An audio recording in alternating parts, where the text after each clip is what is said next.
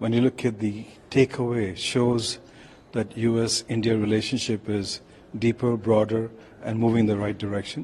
Both countries agreed to look at India as a potential technological industrial base, all the way from moonshot on cancer research down to setting up chip plants in India for the military. So in every aspect, US is taking its jewels and giving to India for manufacturing. That means setting up a industrial manufacturing base in India. I think the visit was very successful. I would say it was very transformational. When you look at the takeaway, shows that US-India relationship is deeper, broader, and moving in the right direction. But more important is to look at the substance of the takeaway. Basically, both countries agreed to look at India as a potential technological industrial base, all the way from moonshot on cancer research down to setting up chip plants in India for the military, looking at the GE engines manufacturing to General Atomic drone manufacturing. So in every aspect, US is taking its jewels and giving to India for manufacturing. That means setting up a industrial manufacturing base in India. Right. So how crucial was the Quad Summit according to you? You know, there were talks on China. So how would you see the Quad Summit? So Quad Summit, if you look at, has become much more structured. When it started, it was a summit which was focused more on all the navies getting together and trying to help disaster.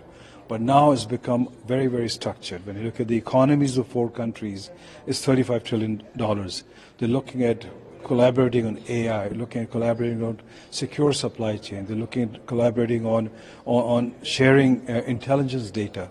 So I think it's become a much more I would say, a non-announced alliances than anything else. So talking about the US elections, we have elections just after a month.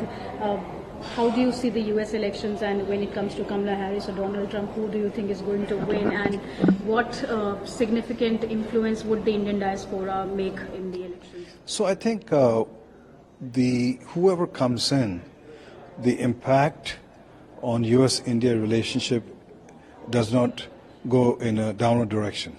The relationship continues in an upward trajectory because India and US are geopolitically aligned, economically aligned, technologically aligned. So I think it's important to understand, regardless of who comes in. Now the elections are too close to call, too close in every aspect, because when you have electoral college system, 10,000 votes in a district will make a difference itself. So I think it's too early to say who will win, but the Indian diaspora is playing a very pivotal role. We saw the last data, almost 68% are going to vote Democratic, the survey shows, and the remaining are going to vote for Republicans itself.